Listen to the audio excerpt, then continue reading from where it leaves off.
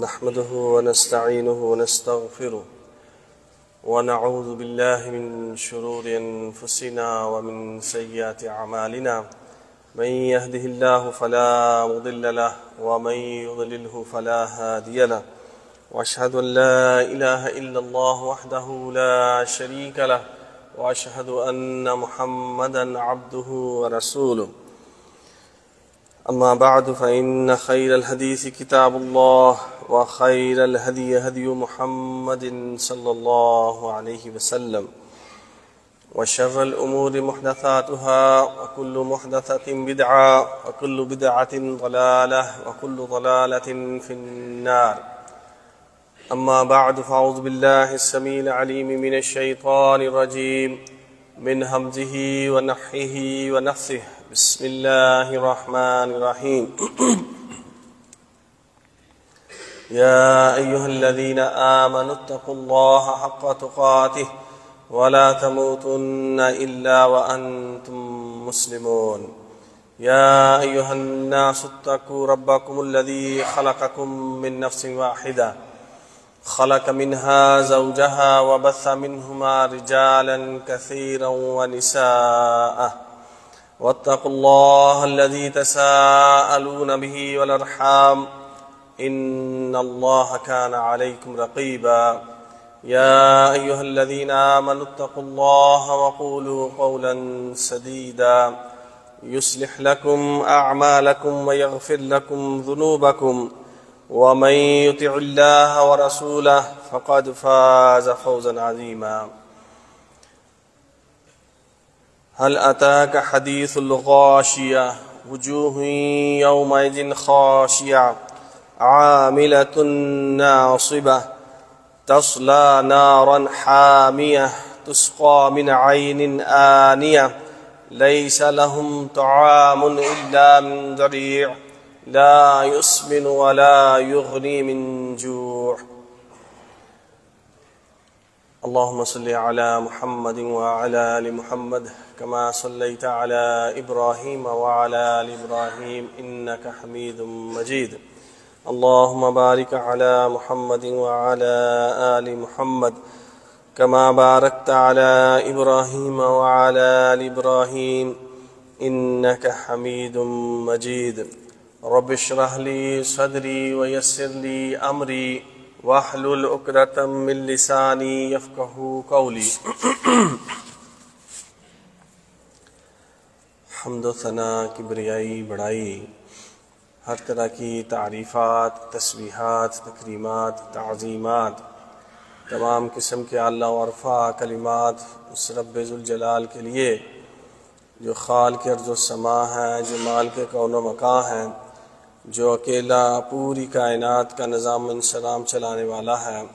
لا تعداد بے شمار درود و سلام امام الانبیاء سید الرسول خاتم النبیین رحمت للعالمین جناب محمد الرسول اللہ صلی اللہ علیہ وسلم کے لیے.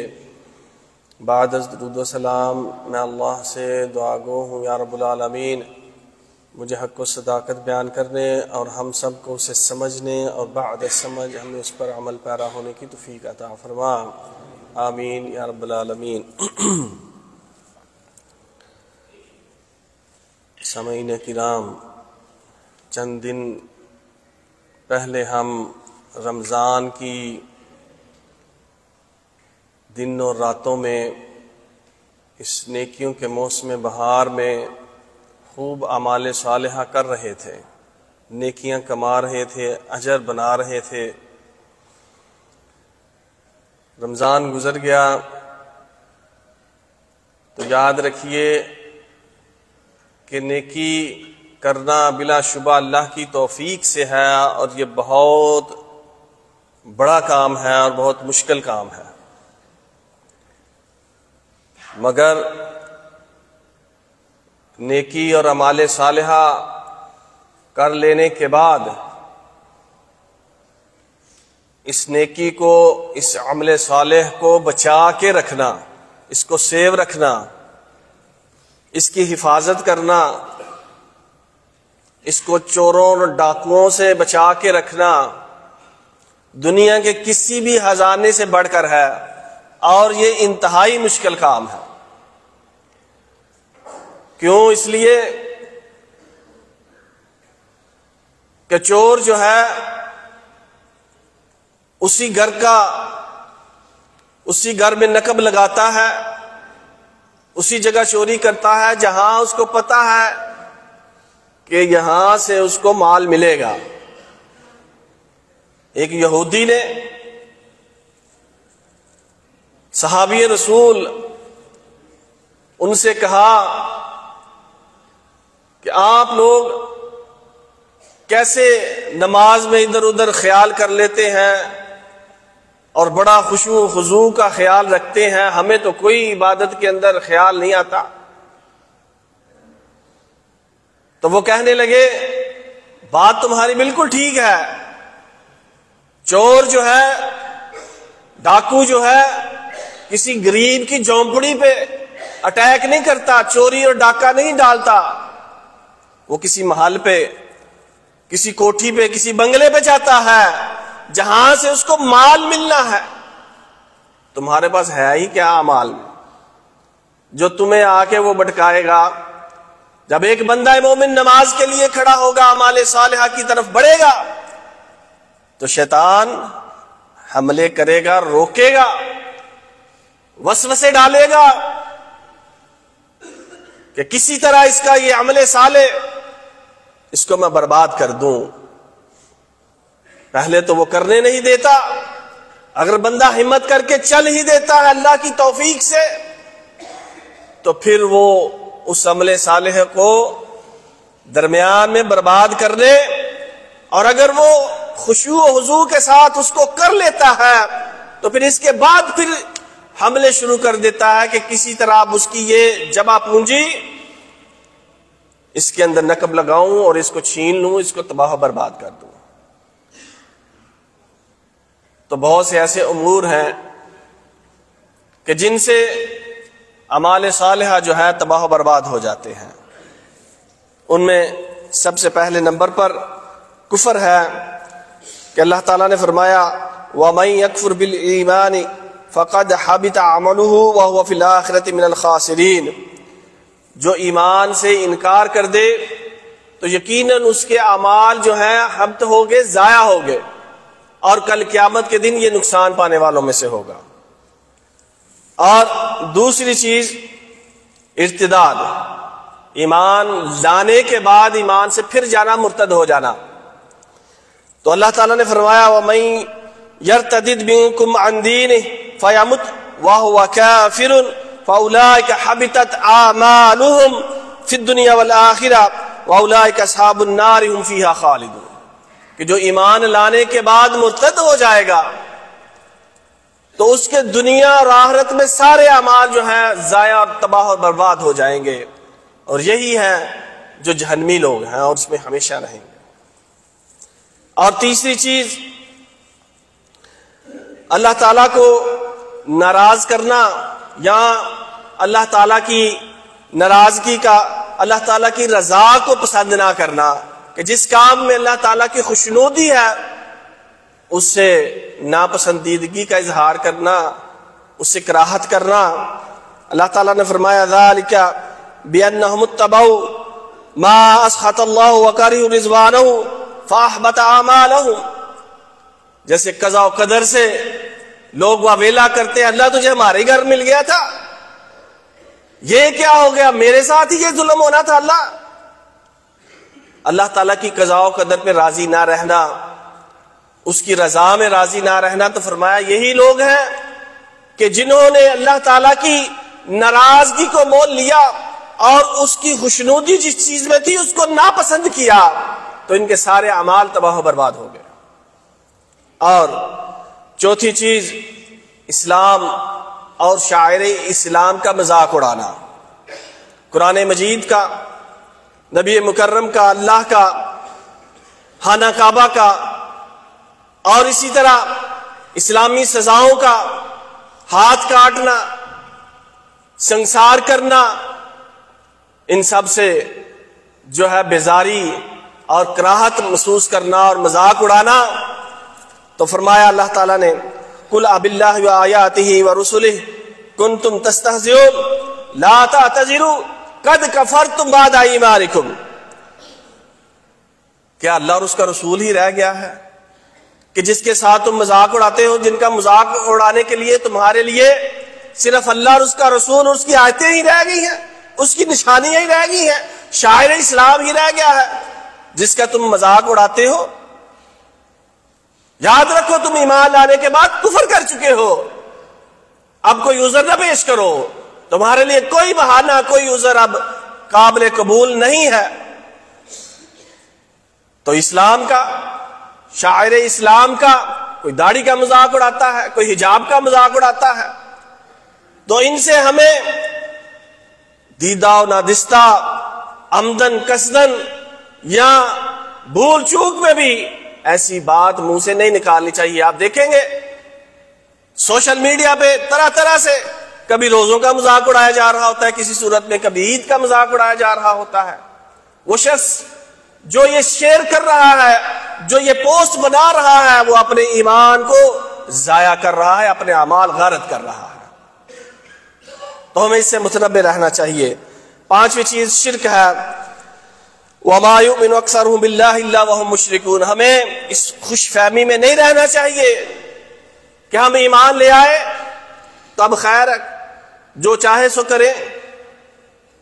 اب جدھر جا کے ہم سجدے کریں، کسی درگاہ پہ جا کے چڑھاوے چڑھائیں، نظر و نیاز دیں کسی کی، کچھ بھی کریں، ہم پاک ہیں، ہم شرک نہیں کر سکتے. اللہ تو قرآن پاک میں اعلان کرتا ہے بہت سے لوگ ایسے ہیں کہ جو اللہ پر ایمان بھی لاتے ہیں ساتھ میں شرک بھی کرتے ہیں. تو ہم کس خوش فہمی میں یہ سارے شرکیہ امور کرتے ہیں؟ اللہ تعالیٰ نے 18 نبیوں کا ذکر کیا اور پھر اس کے بعد فرمایا وَلَوْ أَشْرَكُوا لَحَبِطَ عَنْهُمْ مَا كَانُوا يَعْمَلُونَ. انبیاء کرام سے شرک ہو سکتا ہے، بلکہ اگلی آیت، ایک دوسری آیت کریمہ میں اللہ تعالیٰ نے نبی مکرم صلی اللہ علیہ وسلم کو فرمایا وَلَقَدْ أُوحِيَ إِلَيْكَ وَإِلَى الَّذِينَ مِن قَبْلِكَ. یہی وہی ہم نے تمہاری طرف کی، آپ کی طرف کی، اور تم سے پہلے جو رسول اور نبی آئے ان کی طرف بھی کی. اور جو بھی رسول اور نبی آئے سب سے پہلی دعوت شرک کا خاتمہ اور توحید کا اعلان، توحید کی طرف دعوت اور شرک سے روکنا، یہ سب سے پہلی دعوت، اسلام کی دعوت. اللہ تعالیٰ نے جس بھی رسول کو بھیجا اور جو بھی داعی ہو سب سے پہلے اس کی دعوت ادھر سے شروع ہوتی ہے. تو اللہ تعالیٰ نے ان کا ذکر کر کے فرمایا اگر یہ بھی شرک کرتے تو ان کے بھی سارے اعمال ضائع ہو جاتے. اور نبی مکرم صلی اللہ علیہ وسلم کو بھی فرمایا لَئِنْ أَشْرَكْتَ لَيَحْبَطَنَّ عَمَلُكَ وَلَا تَكُونَنَّ مِنَ الْخَاسِرِينَ. آپ بھی اگر شرک کرتے تو آپ کے بھی سارے اعمال جو ہے ضائع ہو جاتے اور آپ بھی نقصان پانے والوں میں ہو جاتے. نبی مکرم صلی اللہ علیہ وسلم کے بارے میں سوچا جا سکتا ہے اللہ کیوں کہہ رہا ہے، ہم کو متنبہ کر رہا ہے وَمَا يُؤْمِنُ أَكْثَرُهُم بِاللَّهِ إِلَّا وَهُمْ مُشْرِكُونَ. ہم سمجھتے نہیں ہیں، چادریں چڑھائی جاتے ہیں، ان سے دعائیں التجائیں اور اپنے لیے اولادیں اور کاروبار اور اپنے لیے عزت. ٹھیک ہے، جو اس دنیا سے چلا گیا آئین ممکن ہے اللہ کا ولی ہو، اب اس ولی کا اس دنیا سے کیا لینا دینا؟ اس ولی کا آپ کو اولاد دینا، عزت دینا، دولت دینا، یہ کہاں سے لیا؟ وہ ولی جب اس دنیا سے رخصت ہو رہا تھا وہ آپ لوگوں کا محتاج، نہلایا کسی نے، کفن پہنایا کسی نے، کندھوں پہ اٹھایا لوگوں نے، قبر میں اتارا لوگوں نے، مٹی ڈالی لوگوں نے، جیسے ہی مٹی ڈل گئی اب اس سے مانگنا شروع، اب ہم اس کے محتاج. تو شرک سب سے بڑا شرک، اللہ تعالیٰ اس کو معاف، ان اللہ لا یغفر ان یشرک بہ ویغفر ما دون ذلک لمن یشاء. تو یہ اعمال کو برباد کرنے والا سب سے بڑا مسلمانوں کے لیے شرک ہے، اس سے ہمیں متنبہ رہنا چاہیے. آپ صلی اللہ علیہ وسلم نے فرمایا شرک کی جو چال ہے یہ چونٹی کی رینگنے کی چال سے بھی زیادہ نرم ہے، غیر محسوس ہے، تو اس سے متنبہ رہا کرو۔ کسی بات پہ بندہ ایسے ہی شرک کر دے، وہ کتا نہ ہوتا، ڈاکٹر نہ ہوتا تو یہ تو مر گیا تھا، یہ تو لٹ گیا تھا۔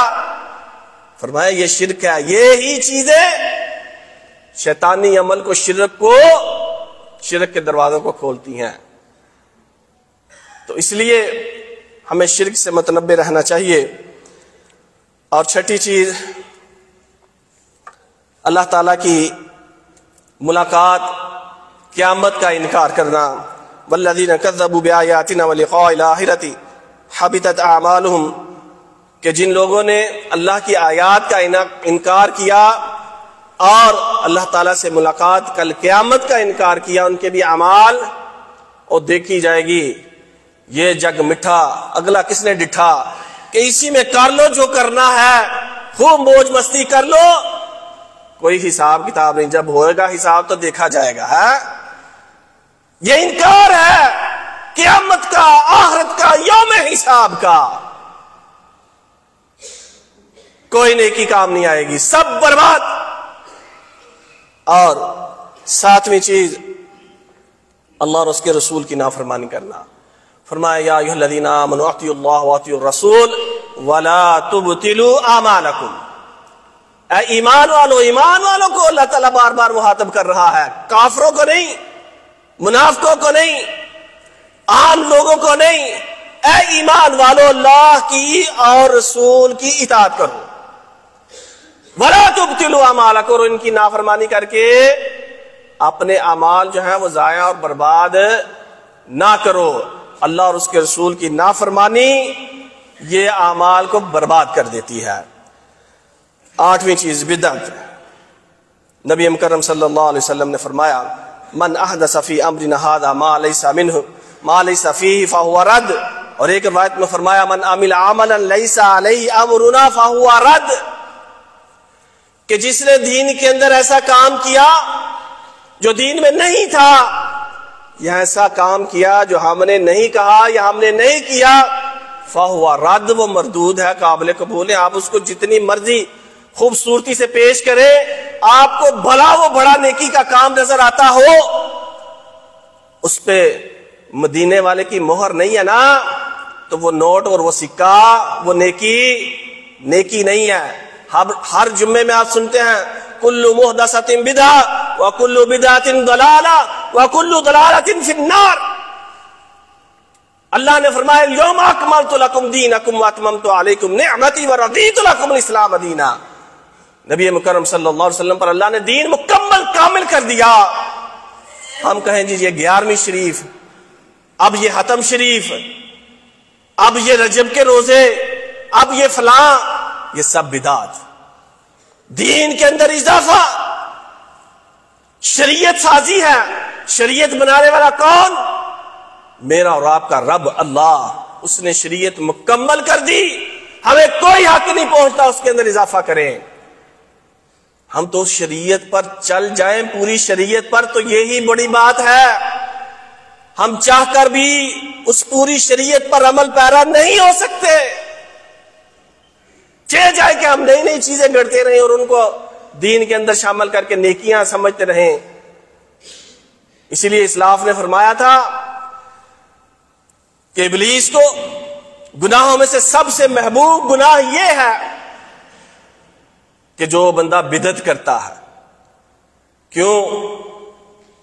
کہ کوئی بھی شراب پینے والا، زنا کرنے والا، چوری کرنے والا، کوئی بھی گناہ کا مرتکب، وہ گناہ کو گناہ سمجھ کے کرتا ہے، اور کبھی بھی اس کے دل میں شرمندگی کا احساس ہوا تو اللہ سے توبہ طائب کرے گا۔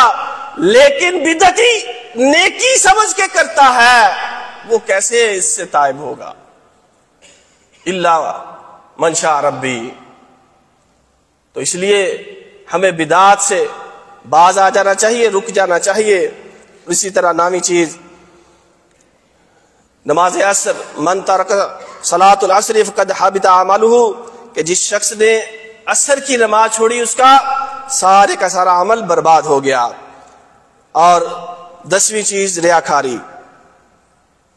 کہ ریاکاری، نبی مکرم صلی اللہ علیہ وسلم نے فرمایا مجھے تم میں سب سے زیادہ جو خوف ہے وہ شرک اصغر کا ہے۔ صحابہ نے پوچھا یا رسول اللہ شرک اصغر کیا ہے؟ تو آپ صلی اللہ علیہ وسلم نے فرمایا الریا، دکھاوا، ریاکاری یہ شرک اصغر ہے کہ بلا شبہ جو ریاکار ہے کل قیامت کے دن آئے گا تو اللہ تعالیٰ بلا شبہ اس کو فرمائے گا کہ تو نے جس کے لیے عمل کیا تھا، جس کو دکھانے کے لیے، جس سے داد وصول کرنے کے لیے، جس کی خوشنودی کے لیے عمل کیا تھا، جاؤ اس سے جا کے اس کی جزا لے لو، میرے پاس تمہارے لیے کچھ بھی نہیں ہے۔ اور عالم، کاری، سخی، غنی، شہید کا وہ مشہور حدیث کہ جن سے سب سے پہلے حساب و کتاب شروع ہوگا وہ کہیں گے یا اللہ ہم نے یہ سب کچھ تیرے لیے کیا، اللہ تعالیٰ فرمائے کذبت، جھوٹ بولتا ہے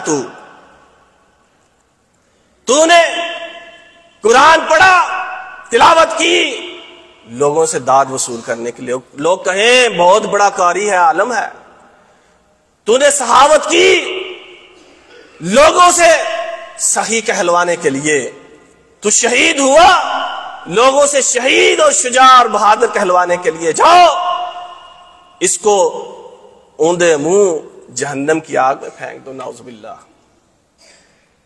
ان سے جہنم کی آگ بھڑکائی جائے گی۔ تو ریاکاری اس سے بھی ہمیں متنبہ رہنا چاہیے کہ کوئی بھی عمل جو ہم نے کیا وہ فقط اللہ کی رضا کے لیے اگر کیا ہے تو پھر اس کا ہمیں اجر و ثواب ملے گا اخلاص کے ساتھ۔ اگر ریاکاری کا عنصر اس میں آ گیا تو وہ عمل تباہ و برباد کر دے گا، دنیا اور آخرت خراب ہو جائے گی۔ 11ویں چیز احسان جتلانا۔ نبی اللہ تعالیٰ نے فرمایا یا ایھا الذین آمنوا لا تبطلوا صدقاتکم بالمن والاذی، اے ایمان والو، ایمان والو، ایمان والو۔ اسلاف کہا کرتے تھے کہ جب یہ آئے نا اے ایمان والو تو کان کھڑے کر کے غور سے سنا کرو، تمہارے لیے کوئی خاص حکم ہے۔ فرمایا اپنے اعمال کو، اپنے صدقات کو ضائع نہ کرو، احسان جتلا کر اور ایذا پہنچا کر۔ کسی کو ہم دیتے ہیں، زکوٰۃ دے رہے ہیں یار، زکوٰۃ دیتے ہوئے دل کے اندر یہ تمنا کبھی کام پڑے گا نا، ہاں ہے میرے کام، ذرا پھر دیکھتا ہوں، پوچھوں گا میں نے تمہیں دیا تھا نا، کسی اور کو بھی دے سکتا تھا، اور تم نے اپنا فرض ادا کیا، مہربانی اس کی تم سے اس نے یہ لے لیا، اس کا شکریہ ادا کرو، رب کا شکر ادا کرو۔ قرض دیا، مجھے جب ضرورت پڑے گی نا تو میں اسے ڈبل اسے مانگوں گا پھر دیکھوں گا۔ لا تبطلوا صدقاتکم بالمن والاذی، نبی مکرم صلی اللہ علیہ وسلم نے فرمایا ثلاثۃ، کل قیامت کے دن 3 شخص ایسے ہوں گے لا یکلمہم اللہ یوم القیامہ، کہ اللہ تعالیٰ قیامت کے دن ان سے بات کرنا بھی پسند نہیں کرے گا، بلکہ فرمایا ولا ینظر الیہم، اللہ تو ان کی طرف نظر رحمت سے دیکھنا بھی پسند نہیں کرے گا، ولا یزکیہم، تیسری ان کے لیے سزا، اللہ ان کو گناہوں سے بھی پاک نہیں کرے گا، چوتھی سزا وَلَهُمْ عَذَابٌ عَلِيمٌ، ان کے لیے دردناک عذاب ہے۔ 3 قسم کے لوگ، ان میں ایک المنان، احسان کر کے جتلا دینے والا، دوسرا المسبل، کہ جس کے ٹہنے جو ہے وہ ننگے نہیں رہتے، اس سے بھی ہمیں متنبہ رہنا چاہیے۔ 4 سزائیں ہیں نبی مکرم صلی اللہ علیہ وسلم نے کل قیامت کے دن ان شخصوں کے لیے کہ جو ایسی حرکات یا ان میں سے کوئی بھی حرکت کرتا ہے۔ تیسری جو خصلت وہ جھوٹی قسم کھا کے اپنے مال کو بیچنا، ہمارے اندر آج یہ بھی پایا جاتا ہے۔ تو ایسے شخص کے لیے 4 سزائیں کل قیامت کے دن۔ تو یہ بھی اعمال کو ضائع کر دینے والی چیز احسان جتلانا۔ 12ویں چیز صرف دنیاوی زندگی کا طلبگار ہونا، من کان یرید الحیات الدنیا وزینتها نوفی الیہم اعمالہم فیہا وہم فیہا لا یحصون اولئک الذین لیس لهم فی الآخرۃ الا النار وحبط ما صنعوا فیہا وباطل ما كانوا یعملون۔ جو شخص دنیا کی زندگی اور اس کی زیب و زینت کا خواہشگار ہوگا، طلبگار ہوگا، تو ہم اس کو پوری دنیا کی زندگی کافر مشرک دیکھتے ہیں نا کتنا اللہ نے دیا ہوا ان کو، ان کے لیے دنیا کیا ہے؟ الدنیا سجن المومن و جنت الکافر. جو اللہ ہمیں کچھ نہیں دیا، وہ تیرا نافرمان، وہ فاسق و فاجر، وہ کافر، وہ ہندو، وہ سکھ، وہ یہودی، وہ عیسائی، اسی کو دیے جا رہا ہے. میں تیرا کلمہ گو، میں مرتا جا رہا ہوں، دبتا جا رہا ہوں قرضے کے نیچے. فرمایا جن کی تمنا جو ہے دنیا ہوگی، ہم اس کو پوری پوری دنیا دیں گے، لیکن آخرت میں ان کا کوئی حصہ نہیں ہے. یہ جہنم کی آگ کا ایندھن بننے والے ہیں. ان کے سارے اعمال جو ہیں غارت ہو جائیں گے. کوئی بھی نے اگر کوئی نیکی کا کام کسی کے ساتھ کر دیا ہوگا، کوئی فائدہ نہیں ہوگا. دنیا کے اندر جو دنیاوی زندگی کا صرف طلبگار ہوگا، نبی مکرم صلی اللہ علیہ وسلم کی پیاری دعا، اللہ نے بھی ہمیں وہ دعا سکھائی، اللہم ربنا آتنا فی الدنیا حسنہ وفی الآخرۃ حسنہ. دنیا بھی ہماری اللہ بہتر کر دے اور آخرت بھی بہتر کر دے. اور 13ویں چیز، کسی کو اللہ کی رحمت سے نا امید کرنا. نبی مکرم صلی اللہ علیہ وسلم نے فرمایا بے شک ایک آدمی قسم کھا کے کہتا ہے فلاں شخص کو تو اللہ تعالیٰ کبھی بخشے گا ہی نہیں. کہتے ہیں نا ہم میں سے کئی لوگ، بڑا اپنے آپ کو 5 وقت کا نمازی حاجی صاحب کہلوانے والا، اگر کسی کو گناہوں میں دیکھتا ہے کہتا وہ تو ہے ہی پرلے درجے کا جہنمی، اس کی کیا بات کرتے، وہ تو ہے ہی لعنتی. نعوذ باللہ من ذالک. اللہ کی رحمت سے دور کرنا. لعنت کا مطلب اللہ کی رحمت سے دور ہونے والا. ہم کہہ دیتے ہیں وہ لعنتی ہے، یہ نہیں کہنا چاہیے. بالکل جس کو اللہ کی رحمت سے آپ نے دور کیا، اللہ تعالیٰ پھر فرماتا ہے کہ بلا شبہ کون ہے میری عزت پر جو قسم کھاتا ہے کہ میں اس کو نہیں بخشوں گا، جاؤ میں نے اس کو بخش دیا، تیرے سارے اعمال کو میں نے ضائع کر دیا، تباہ و برباد کر دیا. بڑا حاجی اور نمازی بنتا ہے، بڑا اپنے آپ کو پارسا سمجھتا ہے. فلا تزکوا انفسکم هو اعلم بمن اتقى. اپنے آپ کو اتنا پاک صاف نہ سمجھو، اللہ جانتا ہے کون تم میں سے متقی اور پرہیزگار ہے. دلوں کے حال اللہ جاننے والا ہے. تو محترم بھائیو، ان اعمال سے ہمیں بچنا چاہیے کہ جو ہمارے اس رمضان کے اندر کیے گئے ٹوٹے پوٹے چند نیکیوں کے کام، اعمال صالحہ، ان کو تباہ و برباد نہ کر دیں. پورا سال، پوری زندگی ہمیں ان اعمال سے بچنا چاہیے. اللہ تعالیٰ سے دعا ہے اللہ تعالیٰ یہ نیک اعمال کو کھا جانے والے، غارت اور تباہ کر دینے والے امور سے ہمیں بچائے. آمین. وآخر دعوانا الحمدللہ رب العالمین.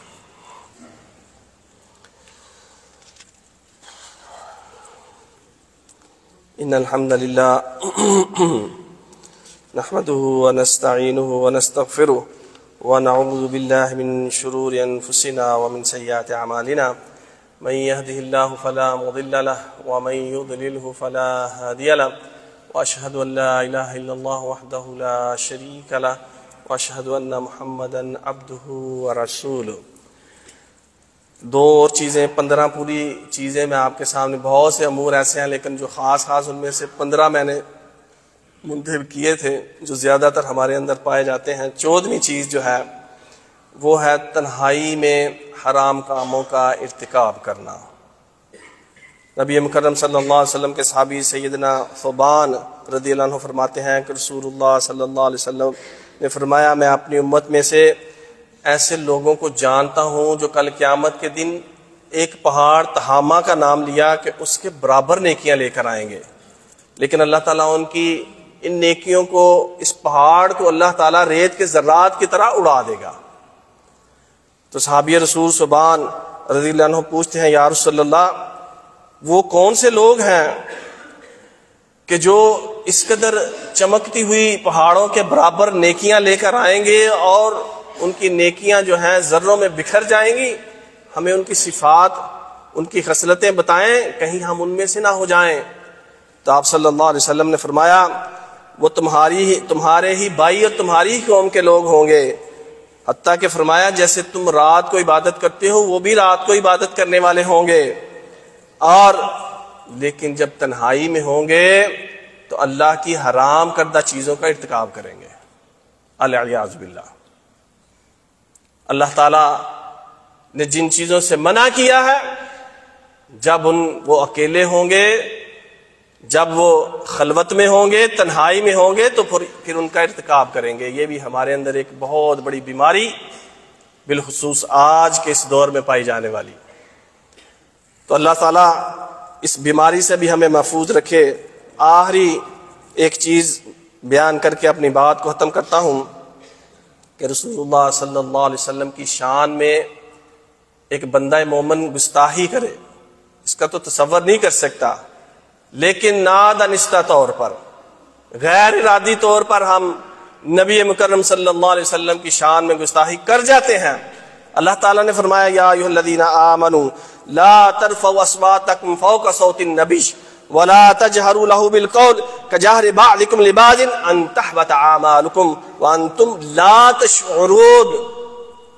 اے ایمان والو، اللہ کے رسول کی آواز سے اونچی اپنی آواز نہ کرو، ان سے زیادہ اونچا نہ ہو جاؤ، ان سے آگے نہ بڑھ جاؤ، اور جیسے تم ایک دوسرے کو پکارتے ہو ایسے نہ ان کو پکارو، ورنہ تمہارے اعمال جو ہیں وہ ضائع ہو جائیں گے، حبط ہو جائیں گے، غارت ہو جائیں گے، اور تمہیں پتہ بھی نہیں چلے گا۔ ایک بھائی کو میں نے کہا محترم، پاؤں کے ساتھ پاؤں ملانا، کندھے کے ساتھ کندھا ملانا اللہ کے نبی کا حکم ہے۔ وہ کہتا ہے حدیث کو چھوڑو، فتوے کو دیکھو، قول کو دیکھو۔ ہم فتووں، قول، اقوال، اللہ کے نبی کی حدیث کو یکسر مسترد، حدیث چھوڑ دو، یہ اللہ کے نبی سے آگے بڑھنا اور ان کی گستاخی ہے۔ جہاں صحیح حدیث آ جائے مسلمان سر تسلیم، ہم وہ مسلمان ہے۔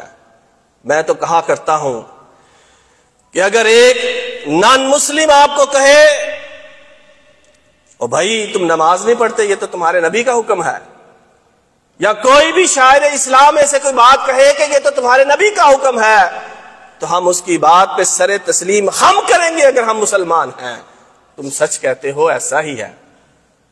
اور اس کے برعکس ہمارے بڑے سے بڑے مولانا، شیخ، امام، کوئی بھی بزرگ ایسی بات کہیں کہ جو بات اللہ کے نبی صلی اللہ علیہ وسلم کی بات سے اوپر ہو، ان کی بات کے خلاف ہو، ہم ان کی بات کو رد کر دیں گے، ان کی بات کو نہیں مانیں گے، اللہ کے رسول کی بات کو مانیں گے۔